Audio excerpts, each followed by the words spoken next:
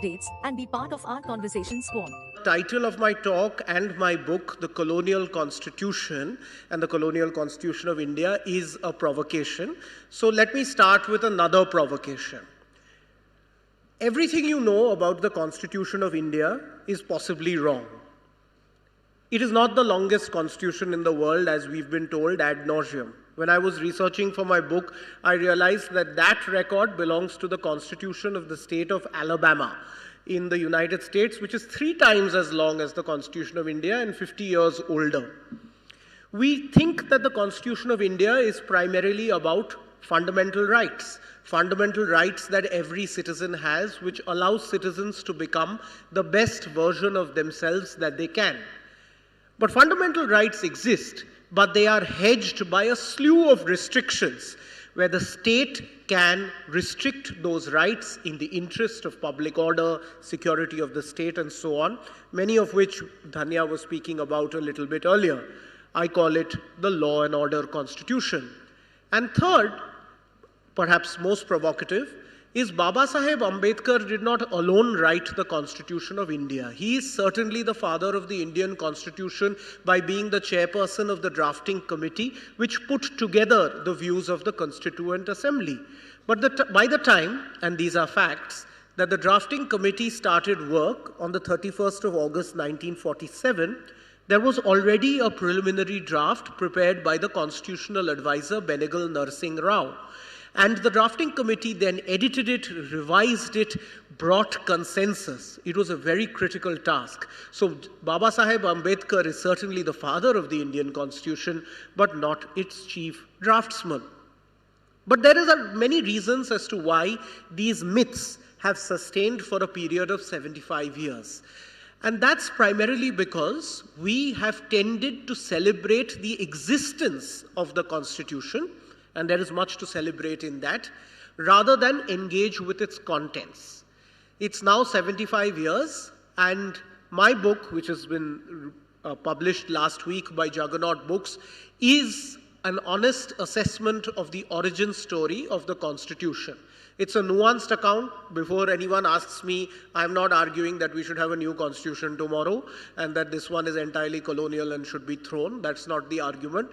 As a legal academic, there's a little bit of nuance that I can be credited with.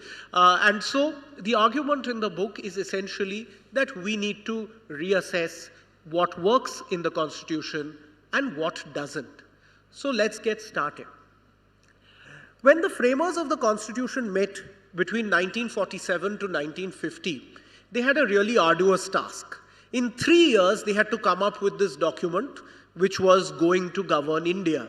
And as a drafting matter, this was pretty much an unmatched feat. And the Constituent Assembly contained the who's who of the freedom movement. There was Patel, there was Nehru, there was Azad, there were public intellectuals like Sarvapalli Radhakrishnan, Meenu Masani, Frank Antony. There were lawyers like Alladi Krishnaswamy Iyer, Baba Saheb Ambedkar. You know, I'm getting goosebumps just rattling off these names. Imagine if we were in a room in their midst. And the work that they did was remarkable because they produced a document that generated consensus. And that was the key at that point of time, to generate consensus, and they managed that admirably.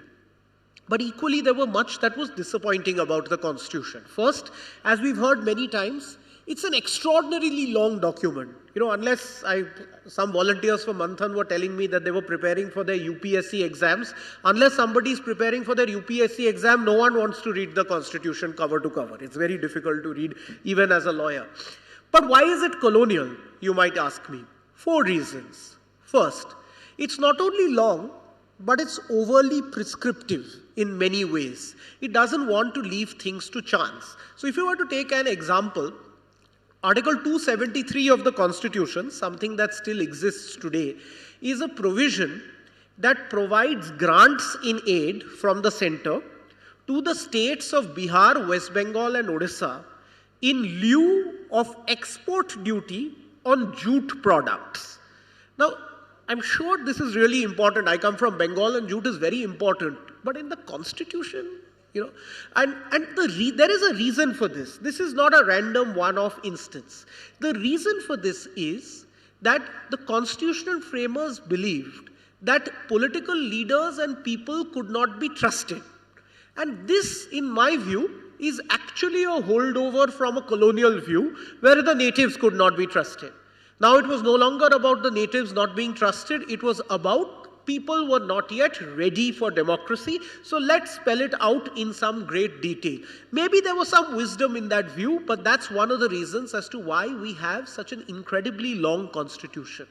The second, and this is a fact that has been widely glossed over, but 1/3 of the constitution is taken from the Government of India Act 1935, which was designed to perpetuate British rule in India. It was colonial in its structure, and we continued that, at least 1/3 of that structure, to the present day. But it's not only about the amount that was copied. It is really much more about the orientation. And the orientation of the constitution is also similar to the Government of India Act, because at that point of time, the idea was that how can we ensure law and order? And that was the key point that the constitution was trying to make. So what did it do? It perpetuated colonial institutions. The purpose of the constitution was not to mark a decisive break from the past. In fact, that's not what it wanted to do. It was rather to repurpose colonial institutions to serve independent India. So the Imperial Police Service became the Indian Police Service in Article 312. The All India Service, which is earlier the Indian Civil Service, became the Indian Administrative Service. Now, these were the same people. These were the same people who were going to do this job, but the Constituent Assembly believed that these people now, because they were Indians, they would do better. But there was no change in incentive structures, there was no change in forms of governance, there was no change in mindsets. And this culture that we see today, this culture of Babudom, where the Babu is sitting on top of us and we have to go as citizens supplicating before the Babu, is nothing but a holdover from colonial rule. And that is something that the Constitution could have chosen, but chose not to. And they chose not to for one good reason. And so what I am saying is not in any way to belittle the framers of the Constitution. At the time that they were drafting the Constitution, let's remember that there was partition in India. And we were having the bloodiest communal riots at any given point of time. In fact, on the 8th of September 1947, when B.N. Rao is presenting his draft constitution and Ambedkar and the drafting committee are sitting to revise it clause by clause, at that point of time, in Paharganj, barely 15 minutes away, as a newspaper described it, it was a battlefield. And the members of the Constituent Assembly had to cross picket lines, avoid stone pelting before they could reach the venue that was Parliament House. And in that setting, you can understand the motivation for giving the state greater powers. But here's the thing. The fact is that Paharganj became peaceful. It took some time, but it became peaceful. Today, it's one of the big tourist hubs in Delhi. But the Constitution continues to sanction a police state. And that is one of the key legacies of the Constitution. And this is the fifth and final reason as to why it's colonial. Let me explain through a passage from my book, and I quote, "Preventive detention laws had been a weapon of choice of the colonial administration in dealing with Indian freedom fighters. Most notably, the Rowlatt Act, officially titled the Anarchical and Revolutionary Crimes Act, authorized police to detain persons without trial, try without a jury, and search without a warrant. Gandhiji had termed it a black act, we all know that, of such a character that no self-respecting nation can accept it." So when the time came that Indians were in charge of their own destiny and could rewrite all colonial laws, one might be forgiven for thinking that preventive detention, the signature symbol of the lawlessness of the British Raj, would be consigned to the dustbin of history. Unquote. There could have been a simple one-line provision: preventive detention in all its forms is prohibited. Instead, the Constituent Assembly hedged their bets. The drafting committee took the pragmatic step of incorporating safeguards regarding the use of preventive detention into the Constitution itself. This gave rise to the remarkable position that a chapter on fundamental rights on citizens dedicated a long provision to the power of the state to preventively detain them. Unquote. Just think about it for 1 minute. Here is a chapter, continues to exist today, part 3, containing fundamental rights of citizens, which contains a provision that allows the state to preventively detain them. And what does it mean? It means that a person need not be produced before a magistrate in 24 hours, cannot know the reasons as to why they have been arrested, cannot get a lawyer of their choice.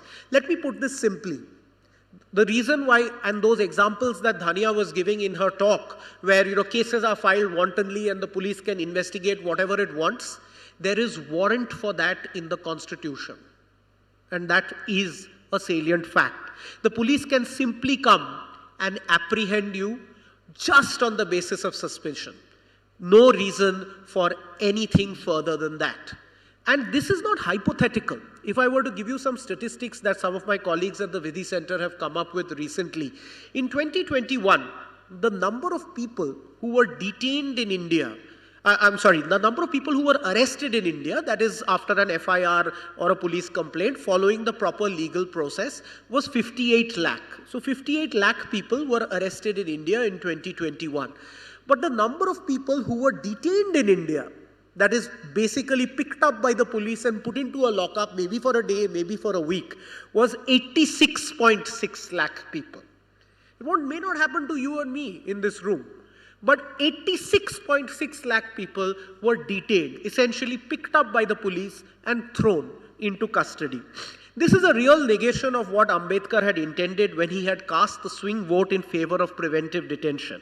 In his worldview, society was unequal and the state needed to have the powers and also the duties to act. But simply having a strong state would not be enough. Speaking about the disappointments of colonial rule, Ambedkar had said that the British were perhaps the most powerful government that India had ever seen. But despite that power, there was very little done for Dalits. And why was that? Because there was no constitutional framework that would compel them to act. This is why the Constitution provided both the state with these powers and individuals with rights. These powers were provided with a fond hope that now that the institutions of state would be run by Indians, it would be run for Indians. But this myth has unfortunately been dispelled time and again over the course of the last 75 years. And this is not to castigate future generations of Indians. The fact of the matter is that people are always good and bad. They are rude and kind. They are generous at times, mean at other times, selfish at times, selfless at times. We are all a bundle of contradictions.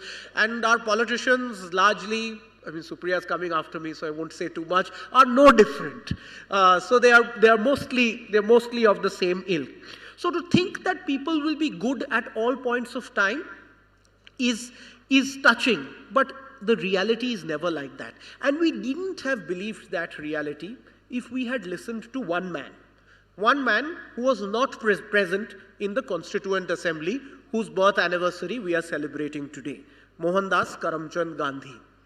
In 1909, writing in Hind Swaraj, which was his critique of modern civilization, Gandhi wrote, and this is a paragraph from the book, from my book, Gandhi's vision of a constitution for free India was remarkable in its difference from existing Western notions of what a constitution ought to look like.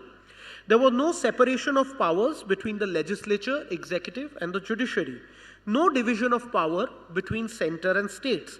No fundamental rights as were commonly understood.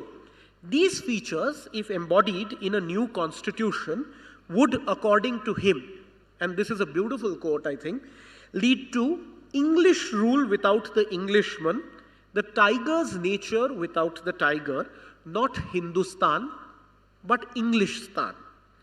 Now this is actually what Gandhi had predicted would happen if we simply perpetuated colonial institutions.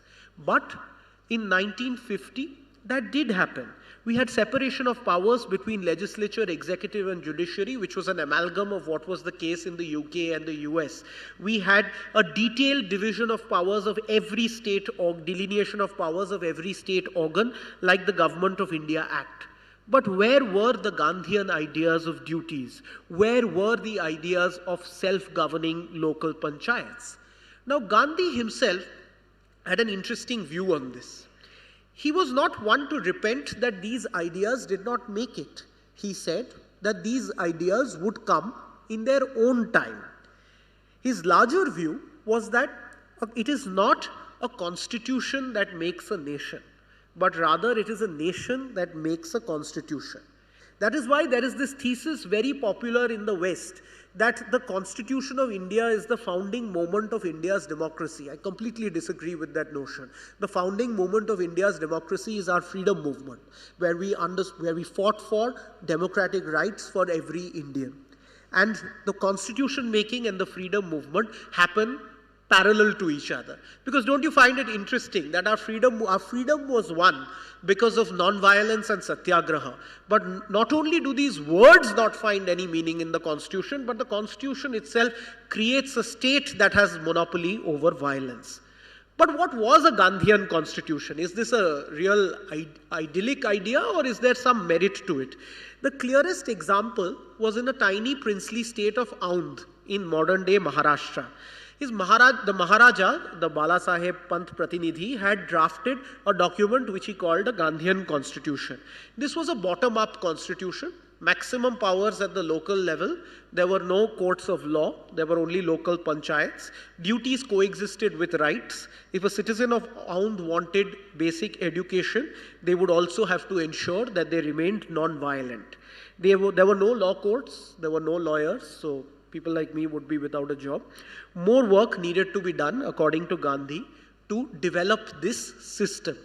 But Gandhi realized that this system which worked, and it worked for 12 years, mind you, it was an actual constitution that worked, but it worked for 75,000 people. He realized that this model could not be replicated across the country.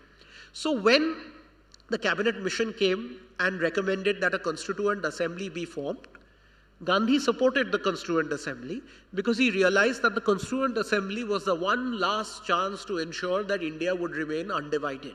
And the only way to do that was by preparing a constitution that everybody could understand and support. And that was a constitution like the one that we had today. Gandhi realized that his own ideas were too radical, and some of them, like Gandhi was against modern healthcare, he was against a modern legal system. Some of them were pre-modern, and except the most extreme Gandhian, there were very few people who would accept such a constitution. So ultimately the Mahatma relented. And so Gandhians in the Constituent Assembly, and there were several, and there were beautiful speeches made by Durgabai, Anantasayana Mayangar, Shankar Rao Deo, they were all caught in a little bit of a bind.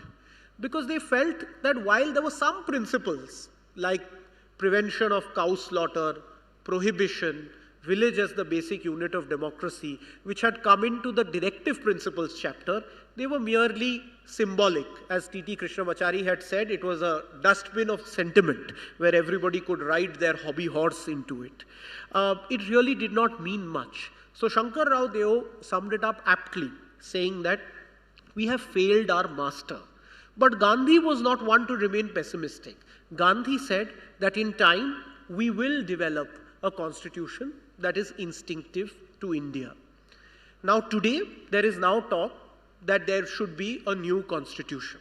We fear, there's an article written by the chairperson of the Prime Minister's Economic Advisory Council that India needs to debate new constitutional ideas. This has immediately given rise to fears that this will be the beginnings of a constitutional Hindu Rashtra.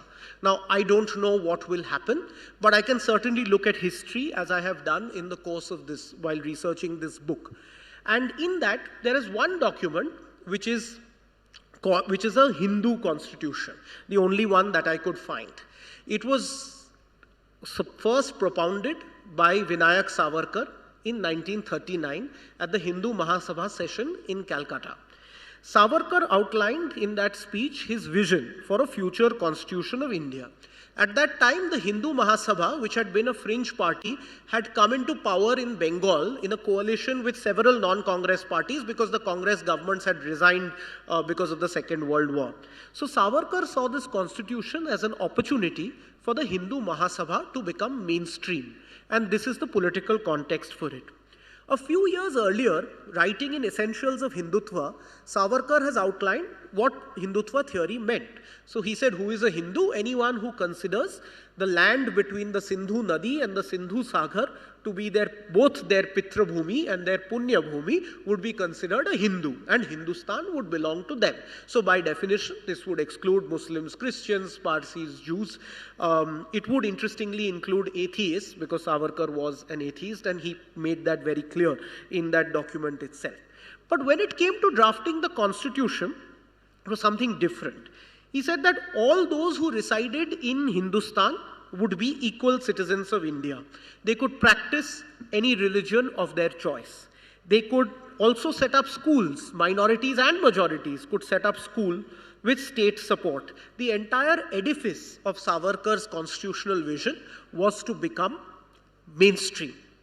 The actual task of drafting this constitution was left to a group of people called the Bhopatkar Satkar Nidhi, which was a group based in Pune. Its intellectual driving force was a nationalist N.C. Kelkar, who had been a long-time associate of Tilak and had persuaded Savarkar to take up the presidency of the Hindu Mahasabha. Now, they produced an interesting document called the Constitution of the Hindustan Free State. And I think it's interesting because since we are in this atmosphere where we think that there is talk of a new constitution, let's see what the Hindu Mahasabha came up with. The first key intervention, particularly relevant in today's day and age, is the name of the country. According to Savarkar, I quote, "A synthetic conception gains in strength if it finds a term comprehensive enough to give it eloquent expression." He was clear that India is a meaningless term that signified nothing. But interestingly, he did not even consider Bharat as an option. He said Bharat, agreed that in Vishnu Puran, the land was called Bharatvarsh, but he said Bharatvarsh is a difficult one for citizens to understand and it suppresses the cradle name of Hindustan, which shows our love for rivers. So he glossed over the fact, of course, that the word Hindu was itself a Persian form corruption of Sindhu, which was in the Avestan script. But equally interesting was the suffix Free State. Use the suffix Free State because the drafters were enamored of the Irish Free State, because the Irish Free State had just beaten the British and managed to break free from the colonial rule, and it was a signal inspiration to the Hindu Mahasabha. And the cosmopolitanism that the conjoined name signified was a feature of the constitution. And there were three interesting features. Because I want to finish quickly, I'm just going to talk about three interesting features. The most surprising aspect of this constitutional framework was a ringing endorsement of India's secular nature. It started with the words that there shall be no state religion in India. The possibility of a constitutional Hindu Rashtra was shut by the constitution of the Hindustan Free State. Second, it allowed every minority its right to practice its own religion and conserve its language and script. There was no prompt towards homogenizing the nation. And third, it provided equal citizenship for all. No law could discriminate between Hindus and Muslims. And this is the critical point to recognize, that Hindutva doctrine has never operated within the constitutional sphere. The Essentials of Hindutva continued to propound Hindutva doctrine in the socio-cultural milieu, something the RSS was also doing at that point of time. It didn't even have any views on the constitution at the time that it was being drafted. But Hindutva doctrine flourished outside. And this is something that I see parallels of today as well. And so when we say that, the constitution is now going to set up a Hindu Rashtra, we have to be careful that we don't see everything constitutional through Modi-tinted glasses. Because it's clear that Hindutva doctrine operates in society, and the language that the BJP and the Sangh Parivar speak as far as the constitution is concerned has been, in that sense, very different from Hindutva doctrine itself.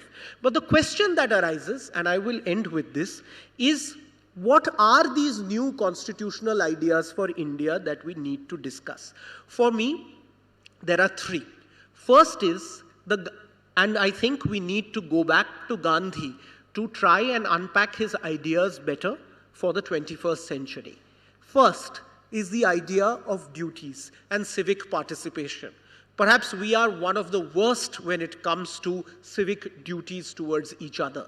And I think all of us suffer from this, that we may not be ideal civic citizens. So how can this idea of duties towards each other be inculcated? This is not fundamental duties to the state in this ham-handed fashion as was brought in into the 42nd Amendment of the Constitution, but how can we think about duties towards each other and how can they coexist with fundamental rights? This is one piece of work that needs to be done. Second, how can we decentralize governance? What Gandhi was talking about was essentially local units in villages. Today we use the language of decentralization because in India our population and our governance structures really don't match. India has a population of 140 crores, which is more like a continent. Europe and America together have about 160 crores. Bihar has 13 crores, which is like a country. Germany and Brazil put together have about 13 crores. Hyderabad, when I last saw, has about 1 crore population. That's more like a state. Like New York State has 1.5 crores. And high-tech city has about 15 to 20 lakhs, which is actually more like a city. So, at every level, we really need to think about how governance can flow down to the people. Now, this makes us uncomfortable. I come from Delhi, and the last people who I want to have more power is the local Residents Welfare Association. And I understand that I'm happier with some unnamed bureaucrat. But I think this is a question that we need to ask ourselves. How can we become responsible so that powers devolve? And in this, our work is cut out. So if I could ask the gentleman to just put up this one slide that I had on the Constitution itself. And this is there in my book as well, while the slide comes up. The fact is that for me, the Constitution of India set up a colonial state, which it continued from British times. That was in 1950. I think we're still struggling with that, so I'll just describe it. But for me, what captured this, the next one, what captured this colonial state best was this. This was a photograph taken on 30th March 2020 during the first wave of the COVID-19 pandemic. There were about 50 migrant laborers who were walking home during the first wave of the pandemic. They were trying to get home. This was outside Bareilly. They were made to sit on their haunches by the roadside while they were sprayed with chemical disinfectant so that they would be ostensibly cured of COVID.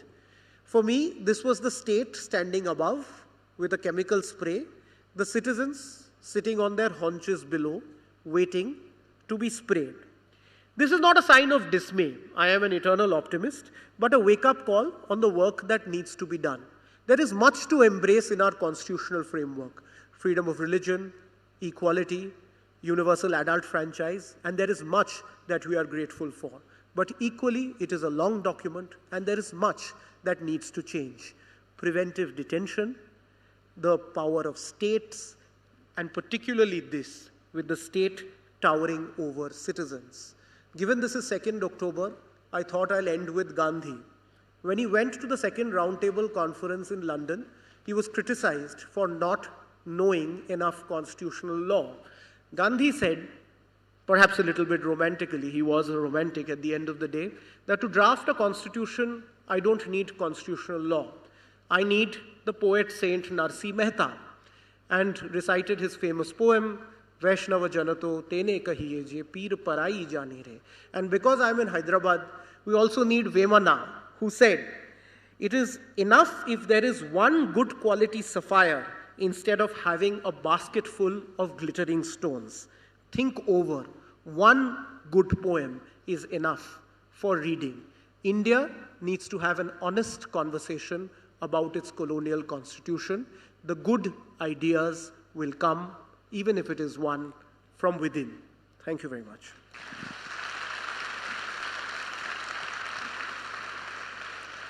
Thank you, Arghya. We now open your session for Q&A. And yes, you. We'll take question by question. Okay, right? Yeah, that's better. Sir, are there any, regarding land distribution, what does the Constitution have to say? Because I find it really, I don't understand, like when China has doesn't give ownership of land to anyone. People can only lease land. Yeah. And land is something that is just there. Nobody adds value to it. Got it. Why isn't it equal to all citizens? Yeah, so actually this is there's a very interesting article by Sandipto Dasgupta which you can read on this, because the constitution framers first frame right to property as a fundamental right in the constitution. But at the same time, Nehru wants land redistribution to happen. This is a real conflict that happens at the time between Nehru and Patel. So the constitution framers put in a right to property. Because there is a right to property, when Nehru passes his Zamindari Abolition Acts, some Zamindars, particularly from Kameshwar Singh from Bihar, challenges it. Once they challenge it, it gets struck down, first by the Patna High Court. Then there is the first amendment to the constitution that is brought, which gives the state greater powers in order to acquire land and redistribute it. Then there are a series of cases that happen till the right to property gets deleted as a fundamental right as part of the 42nd Amendment. So that is the history of land redistribution. We started with a situation where there's right to property in the constitution, but legislation, the courts stand in the way, but then the First Amendment happens. So there is quite a large swathe of land redistribution that happens in the first 20 years. Our second question is... Hello, sir. Good evening. There is a petition in the Supreme Court of India to remove the word like secular and socialist from the preamble of the India. As per the multiple media channel, we have brought the news that in the new constitution or something like book, which given constitution copy, which was given to the MPs, and Adhiranjan Chaudhary claimed that the word like socialist and secular is not available in the book. Yes.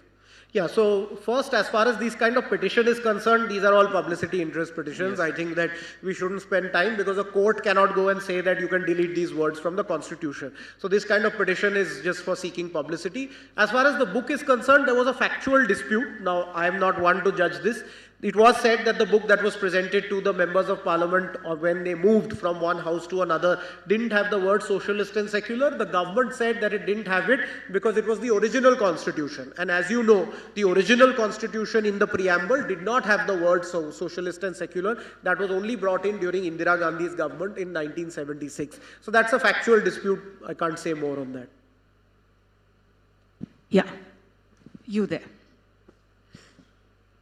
Hello. I think you make a really good point about, the nature of why you should be having these conversations on the Constitution and, the importance of the colonial nature of the Constitution. But I think I have a lot of friends in South America, and often they tell me that the fact that India hasn't changed its Constitution since 1947 is actually strength of India. Because, right now, the discourse in the country is probably not favorable for us to have when we try to amend something, and we might inadvertently end up with a far worse situation than we already have. So how do you see this situation in the country? Have we evolved as a democracy where we can have a conversation on changing, or rather removing the colonial aspect of the Constitution? That's my question.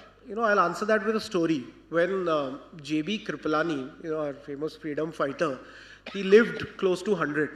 And he was asked towards the end that, Acharya Saab, you have a very good constitution. You're living close to 100. He said, what constitution? It's only amendments. And this is what has happened with our constitution. We've just passed the 107th amendment to the constitution with women's reservation. So our constitution actually has changed a lot, over the course of the last 75 years. And when I say that we need to debate new constitutional ideas, that could take the form of more amendments. It needn't necessarily take the form of a new constitution, but we need to understand what works for us and what doesn't in 21st century India. And some of these vestiges of colonial rule, I think, need to go. And I understand the political atmosphere we are in today, but I think this is a discussion that we need to have, and we should have been, and we've had over the course of the last 20 years as well, and I'm only continuing that journey. Now, two quick questions from the two people who already have a mic in their hands. Yeah. I guess just in the continuation of that, I just would like to take the example of what is happening with the Indian Penal Code and the amendments to that. For example, the most egregious colonial vestige would be the sedition provisions in the Indian Penal Code.